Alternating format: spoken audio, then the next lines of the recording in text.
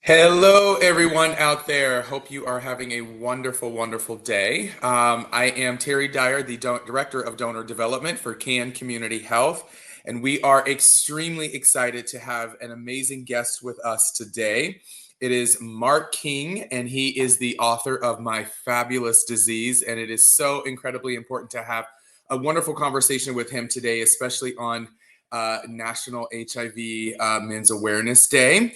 So I am going to go ahead and bring in the incredible, talented, I'll let him tell you all about himself, but highly renowned journalist, author, stage performer, Mr. Mark S. King. Good afternoon, Terry Dyer. How are you? I am wonderful. How are you, Mark? I have absolutely nothing to add to your introduction. It's good to see you. It's You good to see too. you. You've been on a complete whirlwind tour with the new book and in Atlanta and San Francisco and DC and all sorts of places.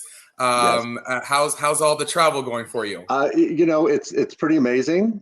It's a little surreal to kind of take this victory lap of my writing. The book is a collection of essays I've written over the course of 4 decades, kind of writing in real time as a gay man living with HIV. Oh, happy National HIV, Gay Men's HIV and AIDS Awareness Day to you. Absolutely. Same to you. Same to Yeah, I you. check all the boxes, I you know, think I'm right and there then with you. some. I think I'm right there with you. What does a day like today mean to you? It means reflection, pride, a hard fought pride. I've been thinking about this morning because of the day and the national kind of recognition of this day, and how on the one hand, I want to be, yeah, gay men, let's go, and let's be, get tested and take our meds and be gay and all of those things, and I'm reflecting on again how hard fought that is. The Yes. fact that I can sit here with a smile on my face and represent as a gay man living with HIV is harder than it looks on some days. You know what I mean? Absolutely. I do. Uh, I do. yeah, it's Tell harder than it me, looks. why do you think it's important for us to continue to bring awareness, to continue to educate folks, especially younger generations, about the epidemic? Well, it is, first of all, true that HIV affects all sorts of communities and populations in all sorts of different ways. And Absolutely. so let's have that caveat first, right? And then Absolutely. beyond that, if we are then going to focus on gay men, all gay men, by the way, including Black gay men, Black same gender loving men, then it's nice to have that focus. It is because it's so incredibly important. We still continue to see new HIV diagnoses in our community on a daily basis, and that's rough for the newly diagnosed gay man. And I guess it's rough because of social stigma, Yeah. of the fact that if you are diagnosed anytime in the last 20 years, somebody's going to raise their eyebrow at you. Somebody's going to wonder why you didn't know better. And of course the answer to that is because we were human, because we said yes when we should have said no, or had too much to drink, or fell in love, or were lonely, or horny, or all sorts of very human reasons why there are new HIV transmissions today among gay men. And you know, we all want acceptance, we want validation, we want to be loved, we want all of these very very human instincts, uh, and yet it's against the backdrop of generations of education and people wondering why you didn't play by the rules. I've been living with HIV for a long time, since 1985 when the test first came out, and there was no time for judgment, nor even the whiff of judgment back then because we didn't know. And so I could kind of blithely go through as, oh, we didn't know back then sort of thing. You know, it's rough for someone who is HIV negative today and trying to maintain that status and having to go get a test every few months, 6 months, Right. and then literally be tested on their behavior and get a pass or fail grade. I can't imagine what that's like. I only tested once, you know? Absolutely. And so, you know, why is it important for young people? Because everything the HIV crisis represents, beyond the tragedy, which is in the forefront, of course, is about our having risen up and taken care of one another during a time when no one else did, when there were no food programs. So we loaded the trunk of our cars with groceries. So where there were no housing programs, so that we pitched in and paid somebody's rent. You know, we did all of this throughout the 80s and 90s in the backdrop of stigma and hatred and judgment.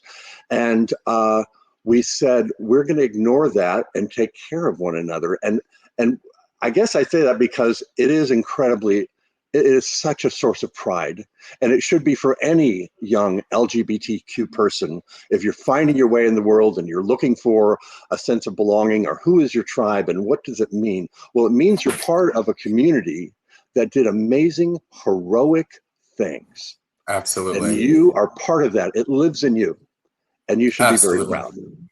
Thank you. It's interesting that you say that, and it's one of the reasons why you know, I absolutely adore all of the work and respect and appreciate and adore and all of those wonderful adjectives, the work that you have done for so many years at Can Community Health. You know, our founder Susan Terry started this organization specifically to address the epidemic and those that were impacted by the HIV virus and AIDS in 1991. And I think it's so incredibly important to know that, because that's who we are in essence as an organization, right? Like, that's what we stand for. We believe in community. We believe in helping those that are, you know, impacted, et cetera. So, and let's have a shout really out. Let's have a shout out for allies like Susan, because I'm aware of her history, and I know that she was one of those people looking for rent checks and trying to help people with basic necessities of life. Absolutely. You know, so thank God for allies like her. 100%. It's so incredibly important to continue having allies as we try to end the epidemic. I think the saying is by 2030, right? Is trying to end the epidemic together. So I want to get into you and your book and all these things. I've got a little blurb here to read, if I may take a second to do so. And read a little bit about you, and then we will get into a ton of questions that I've got for you. Do your worst, Mr. Dyer. Say what? Do your worst, Mr. Dyer. All right. So your book is called My Fabulous Disease, Chronicles of a Gay Survivor by Mark S. King. It's an anthology spanning 4 decades of blog and article publications surrounding the life and experiences of you. It's described as equal parts emotional and humorous. My Fabulous Disease chronicles your life during and after HIV diagnosis. Themes of coming out to your family and friends, intimate encounters, addiction, and loss are all shared across 5 sections of essay work. The range of your writing explores contemplative opinion pieces, comedic anecdotes, which I love, and deeply personal stories of a life of a long-term survivor. Does that sound pretty accurate? Yeah, pretty much. It does. Boy, I want to buy that book. So let's get into a few questions regarding the book. So what made you choose the title, My Fabulous Disease? You know, I started writing under that title as a columnist back in, okay, gather round, boys and girls. Back in the day, before there was the internet, there were these things called newspapers. And we had columnists, and that's what I did. I wrote short 800-word columns about gay life and living as a young gay man in West Hollywood. And then HIV happened. and I kept writing. And so some of these essays are from papers like that before HIV even existed. And then you see kind of the changes and the maturity and the horror and the beauty of those times. And the reason why I eventually called it My Fabulous Disease, and I know I'm being cheeky and I know it's provocative, and especially provocative when you were writing under that title 25 years ago, is because I got tired of all of the negative baggage thrust upon us as people living with HIV, all of the judgment, all of the presumptions about who we were and the kind of people we were. We were very untrustworthy, by the way. We were seen as inherently untrustworthy. We had done something wrong. And I got tired of all of that baggage thrust upon me, and I decided that if this virus is going to live in my body, it is going to take on my characteristics and not the other way around. And I'm fabulous. And so I decided to call it My Fabulous Disease. It's also very gay because that's who I am. I can only write from my perspective. I think what's changed over the years is as I built this platform, My Fabulous Disease, I realized writing about myself was all well and good, and I'm glad people related to it, but I wanted to begin sharing that spotlight.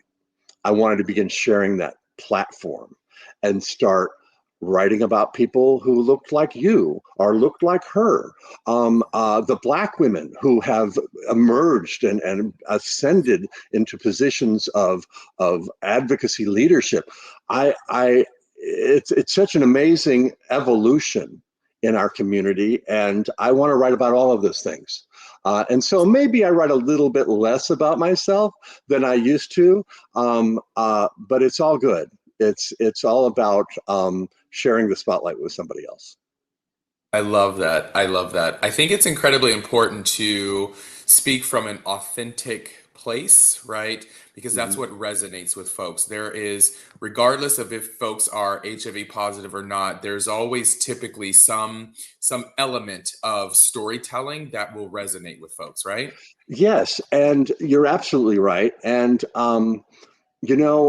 people can sniff out inauthenticity, being fake, um, pretty easily, And one of the things that turns me off a little bit if I read somebody else who thinks they have it all figured out. I've lived, and here are the lessons. Here we go. I have some reflections, but I don't know. There's so much I don't know. I'm still curious, and I think that's a good trait to have. But not only do I not know, you might have noticed in this book that I call out my own defects and character, my search for a stage and my craven lust for a spotlight or a microphone or something. And my only excuse for that is, first of all, it's kind of me, and I claim it. But also, I think we as gay men have been performative all of our lives. We were Absolutely. performative before we even knew it because we were covering up and trying to be something that wasn't authentic. And so we come of age performing as something Yeah. else. And I think in my case, I took that to an extreme, and but then I found a platform that worked and that made sense and that helped somebody else. Um, and Terry, the all the corniest things they say about life, I will now tell you as a 62-year-old. So I do hope you're writing this down.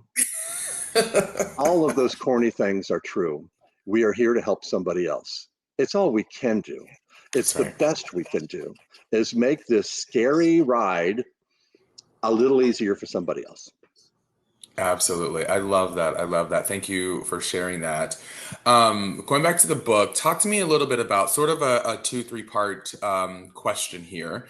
Tell me a little bit about your writing process, and were there pieces of the writing that you struggled with more than the others, and then what made you include them in the book?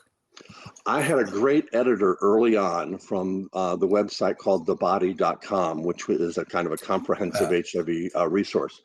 And she was the founding editor, Bonnie Goldman, say her name, the late, great Bonnie Goldman. And she said, just tell the truth. Don't worry how it looks. Don't worry how you're going to come off. Don't worry if your mother's going to read it. Tell the truth about your experience and what you're going through. And so I took it to heart. And sometimes my writing process is I write like nobody's going to read it. I write like it is I'm processing and I'm trying to figure out something, and I am revealing. And that means warts and all. And that means all of my ridiculous behaviors or all of my dangerous behaviors, all of it. I am a drug addict in recovery. I am HIV positive. I am gay. I am shameless. Yeah. And by that, I mean I refuse to be shamed for those things about myself about which I should feel no shame. And And that's if what I we call don't feel shame about authenticity. it, why don't I Yes. write about it? Absolutely, absolutely. And that's where the authenticity comes into play, right? And where folks resonate with that. Like we all have some struggle, some form of struggle, regardless of if it's, addiction or whatnot. And people that resonates with people because it's honesty. Absolutely. And a lot of them are not able to reveal for a lot of Absolutely. reasons. They have Absolutely. they have too much on the line, or they risk physical or emotional, complications should they reveal too much. And Absolutely. and so I think they're attracted to it. And the other thing is, you're right. There are all sorts of challenges. Yes, I write a lot about the plague years. I write a lot of tough stuff about what it was like because I want you to feel it. I want you to Absolutely. feel what it was like in that place at that time. But tragedy is not a contest. And I don't want to lift up my tragedy as greater than yours. And I think for a long time, I was very self centered in terms of this horrible thing that was happening to me and to us. And it certainly felt legit. It was certainly high drama tragedy and on the Right. front pages of the papers every day. But I didn't go through all that if not to have more empathy for someone else. And if I don't develop that empathy, what the hell was it all for? To go through Absolutely. that, you know? There are people watching right now that have been through worse, and it's something. We all have our stuff. Yes. It is personal tragedy, it is abuse, it is car accidents, it is, untimely deaths. There are things that happen. And I don't have to say anymore, oh, you think that's bad? Right. Instead, I can be informed by what happened to me and just listen and just nod in the way that someone who has also been through some stuff knows. And that is as close as a gift as I can muster, as I can call it, in terms of a life lived. And we've all lived, and we've all been through some stuff. Absolutely. Absolutely. So I've got a follow-up question to that, and it's off the questions that we developed, prior. So I hope my team doesn't kill me for this. Oh So boy. one of the things that I love about your book, and someone gave me this advice a few years ago when I was writing my book. You write your book in such a way that it seems as if the reader is your best friend, right? It's your confidant, it's your girlfriend, your boyfriend. You're sitting and having, cocktails and conversations with you. Tell us, why was it important for you to write the book in such a conversational way versus more of an academic perspective? Well, first of all, I'm not an academic, nor am I a very florid writer. Sometimes I read some books, and there are beautiful works of literature out there, and some of them written by friends of mine. And I open the pages and go, oh my gosh, oh my God, this is so good. Oh, I hate this. I hate this. It's so beautiful. I don't. There are some pieces in the book I feel as if I channeled. I feel as if I wrote them and go, where did that come from? Even because it was a different style of writing. It's more poetic. It's beautiful.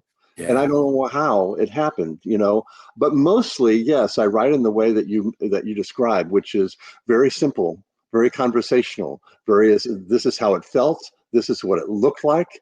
And I try not to put a lot of pronouncements on what's happening. This is what it all meant. I just want to show it to you. I just want to show you what it was like to be there and feel the way I felt and do the things I did and let you come to your own conclusions. Absolutely. People have said, "Oh my gosh, Mark, you're so hard on yourself, or you reveal so many kind of like unattractive things," which I do, and I say, well, we've all done them. So many of us have made stupid mistakes or done things that were, not attractive. I just write mine down.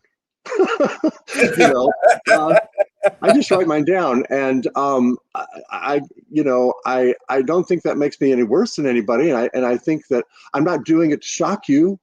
Yeah. I'm just telling you the truth, and hopefully trying to. I think I'm processing it. I think that I have. Maybe we're all haunted. Those of us who are long-term survivors, we're all a little haunted, right? I think that I have been able to put it into perspective because it's been my therapy. I've been writing it down, and that's been my therapy. Love that. I love that. And therapy's important. Therapy's Yes, important, everyone. mental health. Yes. Yes, yes. So I want to verbalize two quotes that come from your book, and then I have a question based on those two quotes. So, if I may, and I quote: "There is a time and a place for chalk outlines and crowds of righteous rage. This is your time and place. Use it as you see fit." End quote. The second one is activism isn't just about what we did then. Activism is about what you do next. End quote. So my question to you is, what ways do you see HIV activism evolving with younger generations? Well, first of all, those quotes are from an essay called "What Makes an Activist." Because for so many years, I didn't feel like I was one of those guys, one of those people, marching in their Doc Martens and the golden years of ACT UP and all of that stuff. And I wasn't, marching into buildings, and I thought I'm not an activist, and I separated out, and I felt unworthy, until I realized that what I was doing at that time was every bit of activism. And anybody who has the fortitude and ability to come out as gay, come out as living with HIV if you can, um, that is an act of activism. Absolutely, you're changing hearts and minds in your own little ways, and so, and not so little. Um, so when you say what about young people today, I will say this: um, gay white men like me got what we came for. We came and we fought, and we took to the streets, and we got the medications, and we got the support groups, and we got the organizations that we built with the help of our allies. And then we left the playing field, and we left behind those who were more vulnerable, those who didn't get the spotlight all those years, and uh, namely Black men and women, trans women, and we left behind some folks. And not all of us, but a lot of us, a lot of our rank and file. And maybe they were exhausted, and maybe they were ready to get to the suburbs and enjoy the rest of their lives, legitimate. However, activism is driven by those with the most to lose. And right now, those with the most to lose are Black men and women and trans women. And we see it in terms of new transmissions. We see it in terms of who's going to jail over HIV criminalization laws, which are homophobic and racist. Yes. Uh, we see it all the time, and what has resulted is that, yes, there are new people and there is new blood coming into the arena, and they are people of color, and people of a variety of gender expressions. And that's very exciting for me to see. It breaks my heart a little bit that it is by default that they've had to fill a vacuum left Yes. by people like me because we left. And so I feel, so on the one hand, I'm so proud because right now this movement is led largely by Black women who have always been there. They just weren't, Yes. the TV cameras weren't pointing in their direction, but they've always been there. And now they are, in fact, taking on positions of leadership and all of that. And those that I most admire today, who are doing the work, Positive Women's Network, Positively Yes. Trans, the Women of the Reunion Project for long-term survivors, all of those folks are largely led by Black women. And now I sit in Zoom meetings, in organizational meetings, and here's the truth. I'm sorry, I'm going on a tangent. But if you are going to stay, somebody like me is going to stay, we have to recalibrate. We have to check our privilege. We have to realize that we're not in charge of every meeting, and they don't need to hear from me about every question, right? I need to listen and get used to kind of this new dynamic of being mentored by and taught by Black women. They are the case managers. They are the nurses. They are Yes. the moms and the sisters, and they are in charge by and large. Still don't have the positions of leadership that they should in a lot of the organizations, or getting paid the same. But you look just under that, and it's and that's who you see running the show. And so if you are a younger person, getting involved, and you are not a person of color or female, then get ready to learn a lot. Get Yeah. ready to learn a lot, and I'm still learning. I still speak up in meetings when I shouldn't. Wahida Shabazel, one of my favorite people in the movement, a Black woman, has a acronym she uses called WAIT. Why am I talking? And boy, have I had to learn that more than once in a meeting, because I came this way. I came with this privilege and this voice and this whiteness and this maleness that I think that everyone needs to hear from me. They don't, Well, and there you go. one of the things that you just said, you talked about privilege, right? And I think it's incredibly important to always, and this is one of my favorite quotes of all time, is, with great privilege comes responsibility. And I think, those that do have privilege, right, like, has to understand that that comes with a level of responsibility to make change, to impact, to be an advocate, to educate, etc., because you have a seat at the table, because your privilege allows you to be in the spaces where those changes and that impact can be had, right? Yes, right. You talk so much about in your statement just now, about the past and about where we have been and what younger generations should take from that. Recently, I myself, who has been doing advocacy work and HIV work for quite some time now, I learned about the Denver Principles myself. And you talk about the Denver Principles in your book. So can you tell us a little bit about the Denver Principles and discuss kind of the significance of that process of impacting everyone's lives, and not just patients that are living with HIV? That's right. In 1983, in Denver, at a medical conference, all of these academics and people with letters after their names were gathered together to talk about what to do with this new horrible disease.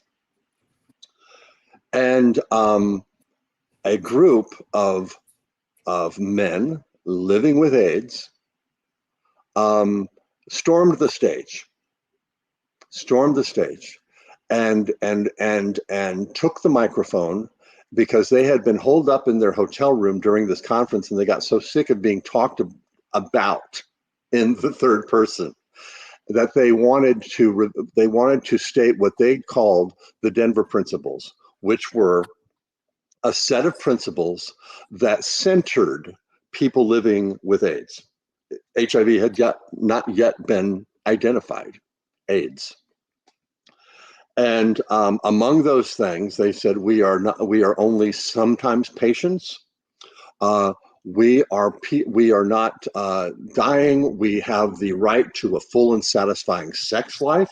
Can you imagine saying that when people were dying of a virally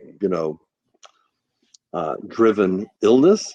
But everything they said then is presumed now. A lot of it is. We have to keep going back to those principles to remind ourselves that. But this is what it did. It put patients, it put people living with the virus on equal footing with their healthcare provider. It said, this is a partnership and we want a voice. We don't want to be sitting out in the hall while you people are discussing us. We want to be at the table, nothing with us, without us, and all of that, right? The meaningful involvement of people living with AIDS. And it changed healthcare profoundly. It has changed the way we treat the doctor-patient relationship across a multitude of health issues, cancer, all of it. In other words, AIDS was the first time that doctors said, I don't know. I don't know what to do. I don't know what clinical trial to put you in. I don't know what drug to give you. What do you think? What are you willing to try? And, so the doctors started to cede some power to the people they were caring for. And the people they were caring for were gaining a voice, going, I want to do that clinical trial. No, I don't like that drug. These are too many side effects. Give me something else. That was unheard of prior to that. And it has had a profound ripple effect throughout all of healthcare ever since. And we have, if you have a collaborative relationship with your healthcare provider, and we all should, and if your healthcare provider talks to you like you don't know anything or never asks your opinion, you can fire them. You know that, right? You can fire them, get somebody else. So this dynamic changed because of the Denver Principles and everything that came after it, which was people living with HIV starting to collaborate with their doctors. And we can all do that. We can all do that regardless of your health category. Absolutely. Absolutely agreed. Thank you for sharing that. I think it's so incredibly important that folks understand the Denver Principles. It's not something that's typically prevalent or talked about a lot, and I want to make sure that in our work that we don't forget those principles, because I think it changed the landscape. I really appreciate that, Terry. I appreciate you keeping those alive. And it's a document that's always worth revisiting. Absolutely. Absolutely. So I want to move into what I think is one of the best chapters in your book, because it talks about bludgeoning young gay men with the AIDS tragedy. And I'm going to preface that because I'm going to get to current and future as well. So I want to say another quote and then ask a question. So the quote, the 1980s are history. They are not a prevention strategy. The war as we once knew it to be, the one Leslie and so many others fought so valiantly, is over, end quote. Now my question for you is how should HIV prevention campaigns honor the lives lost to AIDS while recognizing the changing generational attitudes toward HIV? Thank you. And that is the trick. The trick is how do we honor our past and see it as a chronicle, but also honor it as a history, while not beating younger people over the head with it, going, "How dare you act this way? We fought and fought so that and all of that stuff." In other words, I think that so often it's easy for people like me to use our history as a blunt instrument to somehow shame younger people for their behaviors, for their risk behaviors. You know. And to me, the answer is I'm here to tell the story to anyone who wants to hear it. I'll be happy to. There's several chapters in the book that tell the story of what happened to us. But I am not here to tell you how you should behave. You as a younger person experience HIV differently. You grew up with it differently. The threat to you is different than it was for me. And maybe you're a little apathetic. Well, you know what? I worked really hard for a lot of years so that a younger person today might be a little apathetic. Yes. If that's the trade-off for all of the progress, I will take it. So what we do is we listen to them. We listen to younger people. We find out how they are experiencing it and what can be done. And sometimes, I'm 62. I am going to, the world doesn't belong to me anymore. I'm happy to remark on it, and it's not going to belong to you too long either, Mr. Dyer. So the most that we can do is be here as resources, tell a story, perhaps, of what happened to it. I always used to say,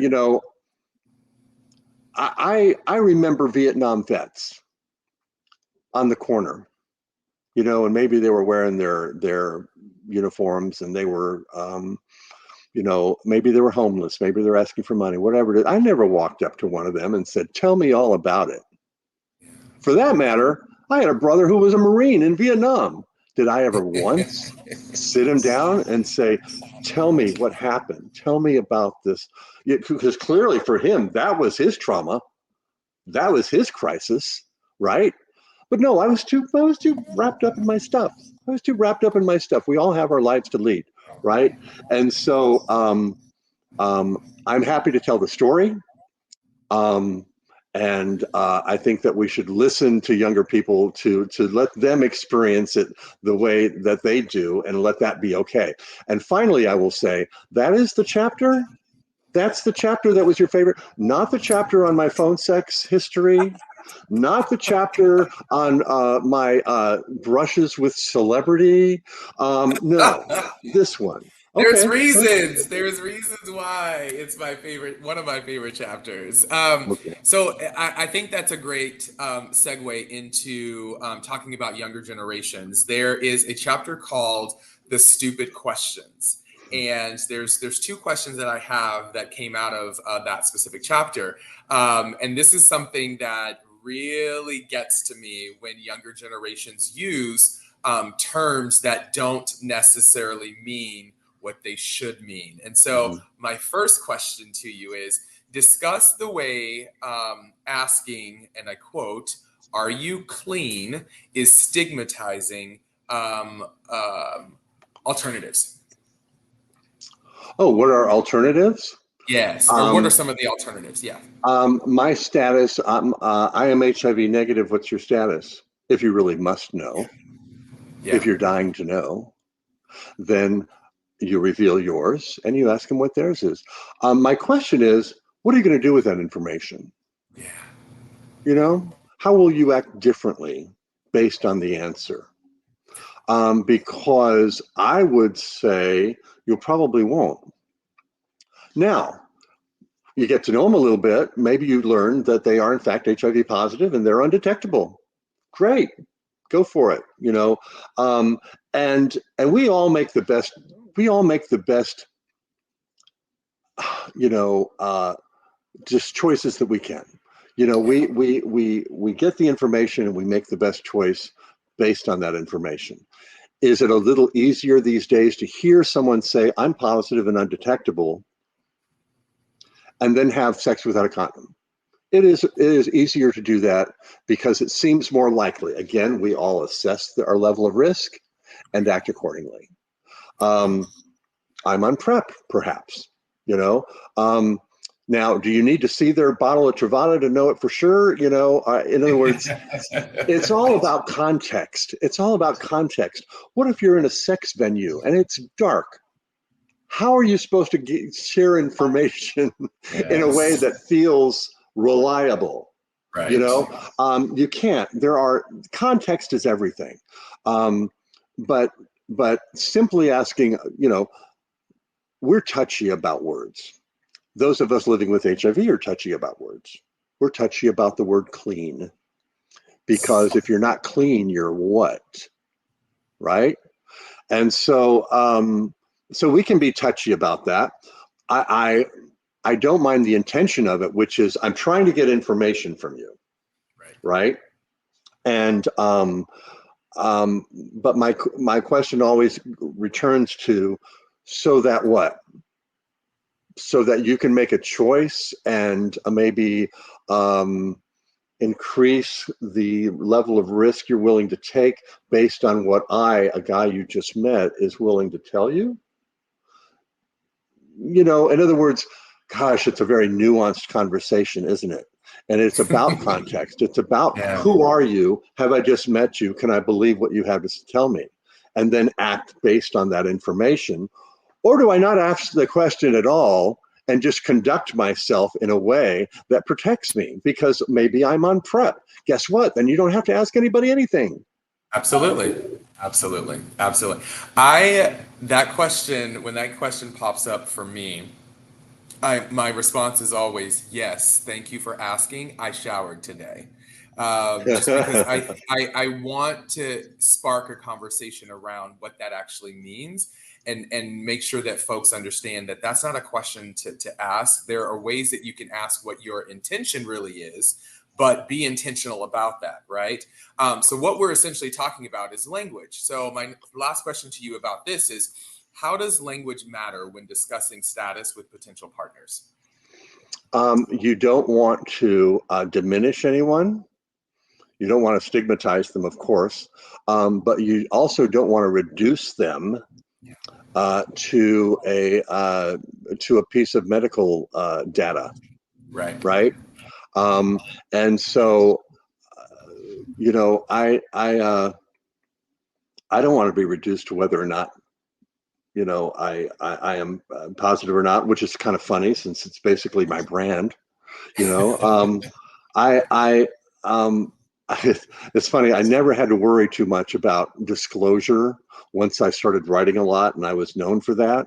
I had men approach me in um, very in bars, and you We'll know call it that I had that. been We'll call it cruising, and come up and say, you know, I really like that article that you wrote about being HIV positive. I'm like, oh, thank you so much. that. Thank you. Not what you had in mind in that moment, right? No, no. And you know what? Along the lines of what you're asking, sometimes I've been in the position to become HIV educator to a potential sex partner. And my personal view on that was, I can be one or the other, but I can't be both.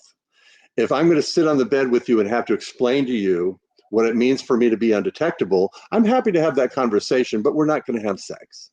Right. Because I don't want to be put in the position where I am giving you information so that we can hook up. You know, one or the other, I'll do. Absolutely. And then call me in a few weeks. Maybe we can revisit this, right? Yeah, Maybe that was then. This is now. I'm happily married. So we are over time. So thank you so much for continuing the conversation. Clearly, I can talk to you all day.